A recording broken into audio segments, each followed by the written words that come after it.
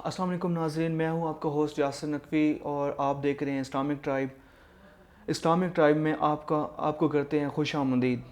آج میں آپ کو اسلامک پوائنٹس بتاؤں گا اور اسلام کے متعلق کچھ ایسی خبریں جو کافی اہم اور بتانے والی ہیں۔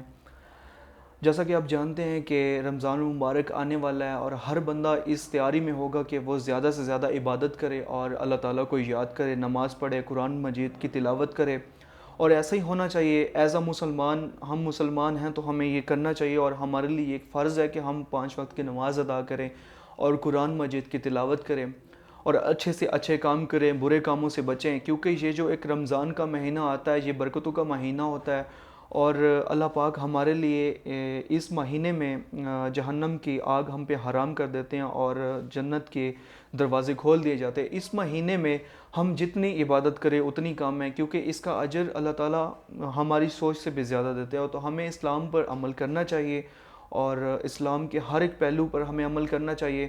ہمیں رمضان میں آپ کو پہلے بتا چکا ہوں کہ رمضان میں ہمیں اپنے پڑوسیوں کا بھی خیال رکھنا چاہیے کہ دیکھیں، رمضان کے آنے کا مطلب یہ نہیں کہ زیادہ کھانے اور ہر طرف افراتفری، اور اس کا مطلب یہ ہے کہ روزے رکھنے کا اصل مقصد جو ہے وہ آپ کو میں بتاؤں گا شارٹ کٹ لفظوں میں۔ روزے رکھنے کا مطلب اصل یہ ہے کہ آپ کے ساتھ جو آپ کے پڑوسی بھوکے پیاسے سوئے ہوتے تو اس کا احساس ہے۔ اصل روزے کا مطلب احساس ہے، مطلب کہ آپ کے گھر کے ساتھ جو پڑوسی ہیں کیا وہ وقت پر کھاتے ہیں، پیتے ہیں، ان کی بھوک پیاس کو دیکھ کے آپ روزہ آپ نے رکھا ہوا اور آپ کو بھی اس چیز کا احساس ہوتا ہے کہ آج ہم بھی بھوکے پیاسے، اور اس چیز کا ہمیں احساس ہو رہا ہے کہ بھوک پیاس کسی سے برداشت نہیں ہوتی، لیکن یہ ایک اسلامی عمل ہے اور اس کو ہمیں کرنا چاہیے اور اللہ تعالیٰ کی طرف سے اس سے ہمیں ایک اچھا عمل، اچھا ایک تحفہ ملتا ہے۔ اور رمضان شریف شروع ہونے والا ہے تو میں امید کرتا ہوں سارے اس کے انتظار میں ہوں گے اور انشاءاللہ سارے اس پر عمل کریں گے۔ تو آج کی سب سے بڑی نیوز میں آپ کو بتاؤں گا اسلام کے متعلق کہ دنیا کا پہلا حج ہیکاتھون، سعودی خاتون نے پہلا انعام جیت لیا۔ مطلب کہ دنیا کا پہلا حج، انہوں نے دنیا کا پہلا حج کر کے جو خاتون، سعودی خاتون ہیں، انہوں نے کون سا انعام ایسا جیتا ہے وہ میں آپ کو اس خبر میں بتاؤں گا۔ اس کی ڈیٹیل میں جاتے ہیں اور اس خبر میں دیکھتے ہیں کہ اس خبر میں کیا ہے۔ 3 اگست کو پہلے حج کا اختتام ہوا اور اس کے 3 روز بعد انعامات تقسیم کرنے کی تقریب منعقد ہوئی۔ سعودی عرب میں ہونے والے ہیکاٹھن میں دنیا بھر سے 3,000 کے لگ بھگ افراد نے اپنے نئے منصوبوں کے ساتھ شرکت کی۔ اس ہیکاتھون کا مقصد حج کے دوران عازمین حج کو سہولت فراہم کرنے والے منصوبوں کی ترجیح دی ہے، اور یہ ہیکاتھون 3,000 شرکاء کے ساتھ دنیا کی سب سے بڑا ہیکاتھون بن گیا اور gains heck of world record میں اپنا نام درج کروا لیا۔ اس ہیکاتھون کے آخری مرحلے میں پہنچنے والے شرکاء کو موقع دیا گیا کہ وہ اپنا منصوبے یا موضوعات جیوری پینل کے سامنے پیش کریں اور ان کے سوالات کے جواب دیں۔ اس پینل میں ایپل کے شریک بانی ٹیک کرنچ کے مائک بچر اور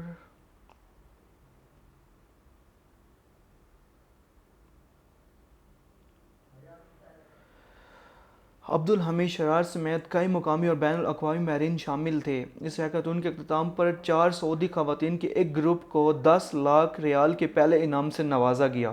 ان خواتین نے ایک اینڈرائیڈ ایپلیکیشن ترجمان کا منصوبہ پیش کیا تھا جسے استعمال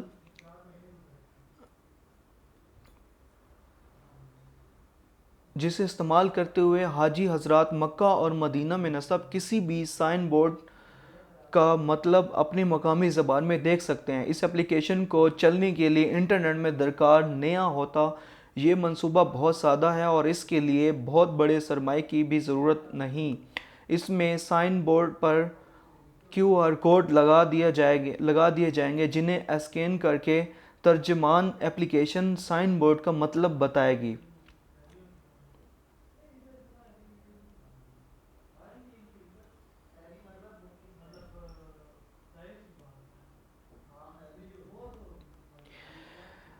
دوسری بڑی خبر، سب سے اہم خبر کہ بٹ کوئن جو آج کل دنیا میں شوشہ لوگوں نے چھوڑا ہوا ہے، بٹ کوئن پائے، یہ ڈیجیٹل کرنسی کے طور پہ جانی جاتی ہے، اور بٹ کوئن ہمارے لیے حرام ہے ایسا کہنے میں آ رہا ہے، اور یہ کس کا فتویٰ ہے اور یہ مسلمانوں کے لیے حرام ہے، یہ اب میں اس خبر میں ہم جانیں گے، اور آپ کو بتاؤں گا کہ بٹ کوئن کی اہمیت کیا ہے اور بٹ کوئن ہمارے لیے کیوں حرام ہے۔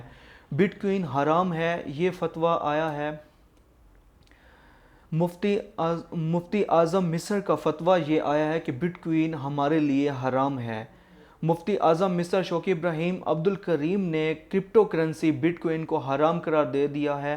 انہوں نے فتویٰ دیا ہے کہ آن لائن دین اور سرمایہ کاری کے لیے استعمال ہونے والی کرپٹو کرنسی بٹ کوئن حرام ہے۔ ان کا کہنا تھا کہ نقصان اور آسانی سے دھوکہ دہی کے لیے استعمال ہونے کے سبب اس کرنسی کا استعمال شریعت میں جائز نہیں۔ حالیہ دنوں میں کرپٹو کرنسی بٹ کوئن میں اتار چڑھاؤ کے باعث بہت سے لوگوں کو یہاں فائدہ ہوا ہے اور وہاں نقصان بھی ہوا ہے۔ اس وقت دنیا میں بٹ کوئن کے ساتھ دیگر 1000 سے زائد کرپٹو کرنسی ہیں۔ کرپٹو کرنسی کی مارکیٹ کا حجم اس وقت $600 ارب ہے۔ کرپٹو کرنسی پر حکومت کنٹرول نہ ہونا اس کا ایک بہت بڑا فائدہ تو یہی اس کا نقصان بھی ہے۔ حکومت کنٹرول اور ٹریک نہ ہونے کے باعث زیادہ تر غیر قانونی کام کرپٹو کرنسی میں ہی ہوتے ہیں۔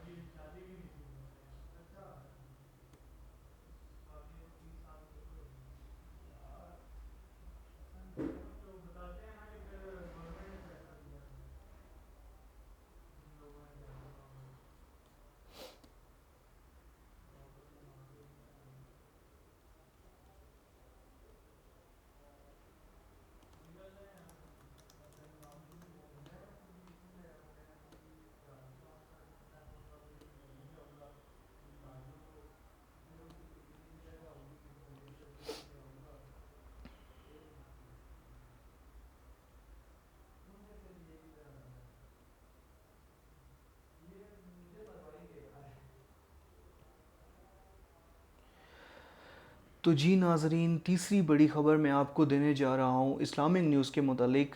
حضرت آدم عیسیٰ ہوا کی پیدائش کس سائنسی اصول کے تحت ہوئی؟ یہ ایک بہت بڑی خبر ہے جو آپ کو میں دینے جا رہا ہوں۔ ایک محلل نے ایک پوسٹ کی ہے کہ جو ہمارے کچھ رد الحات کے ساتھی عجیب و غریب طریقے سے حضرت مریم علیہ السلام میں وائر کرومز کی موجودگی کی وضاحتیں کرنے میں مصروف ہیں۔ یہ وہ معجزات ہیں جن کا سائنسی انکار کر سکتی ہے، نہ کوئی وضاحت۔ ان کا پہلا سوال ہے کہ حضرت آدم کس سائنسی اصول یا قانون کے تحت مٹی کے پتلے پر پھونک مارنے سے زندہ ہو گئے؟ جواب سادہ سا جواب ہے، کسی سائنسی اصول کے تحت نہیں۔ اللہ تعالیٰ کو کسی مردے میں جان ڈالنے کے لیے سائنس کی ضرورت ہی نہیں ہے، اس کے سارے کام کن فیکون سے ہو جاتے ہیں۔ اب سوال یہ پیدا ہوتا ہے کہ اعتراف کر کون رہا ہے؟ سائنس اور نظریہ ارتقاء کے حامی محلل۔ ان کے پاس منہ نہیں سوال کرنے جوگا۔ ان کے پاس منہ نہیں سوال کرنے جوگا۔ نظریہ ارتقاء کو جو لوگ اچھے سے سمجھتے ہیں وہ یہ جانتے ہیں کہ سائنس آج تک پہلی حیات کی وضاحت نہیں کر پائی۔ ایک خلوی جراثومے کے اندر کئی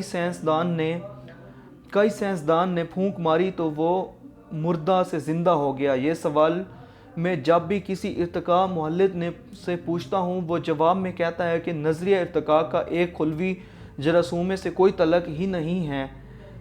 نظریہ ارتقاء اس سے ایک قدم آگے سے شروع ہوتا ہے۔ کیونکہ سائنس آپ کو یہ تو بتا سکتی ہے کہ وہ جراثومہ پودے میں کیسے بدل کر، مگر یہ بتانے سے قاصر ہے کہ بے جان چیزوں سے زندہ جراثومہ کیسے وجود میں آ گیا، لہٰذا وہ اس سوال سے ہی جان چھڑا لیتے ہیں۔ اب اس سوال کا سادہ سا جواب یہ بنتا ہے کہ جس سائنسی اصول پر تین بے جان کیمیکلز کے ملاپ سے ایک خلوی جراثومہ زندہ ہو گیا، اسی سائنسی اصول پر حضرت آدم علیہ السلام بھی زندہ ہو گئے۔ آگے چلیے، اگلا سوال ہے، جوان جمان بی بی ہوا کسی سائنسی اصول یا قانون کے تحت اس مرد یعنی حضرت آدم کی پسلی سے پیدا ہو کر دنیا میں نمودار ہوئی تھی؟ پچھلے جواب کی روشنی میں اس کا جواب بھی وہی ہوگا۔ اللہ نے ہر جاندار جوڑوں میں بنایا ہے، لہٰذا جس سائنسی اصول پر آدم علیہ السلام پیدا ہوئے، اسی سائنسی اصول پر حوا علیہ السلام پیدا ہوئیں۔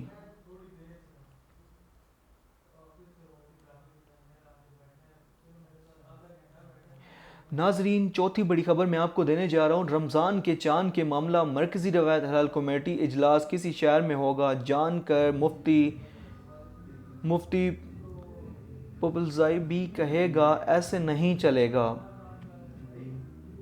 ایسا نہیں چلے گا۔ جیسا کہ میں آپ کو پہلے ناظرین بتا چکا ہوں کہ رمضان المبارک کا مہینہ آنے والا ہے، اور میرے خیال سے بدھ کو پہلا روزہ ہے، اور ہر مسلمان اس انتظار میں ہے کہ وہ رمضان کا آغاز کرے اور اپنے نیک دعاؤں میں رمضان کا انتظار۔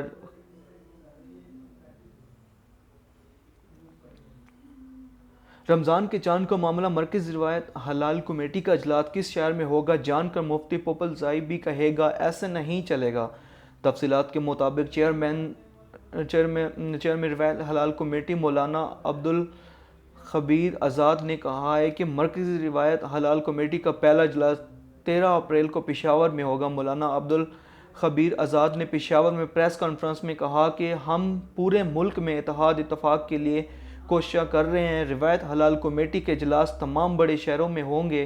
مولانا عبدالخبیر کا کہنا تھا کہ پشاور میں اجلاس کا منعقد اتفاق کا پیغام دیتا ہے۔ اس سلسلے میں کمیٹی کو تمام علماء مشارکت تعاون حاصل ہے۔ حکومت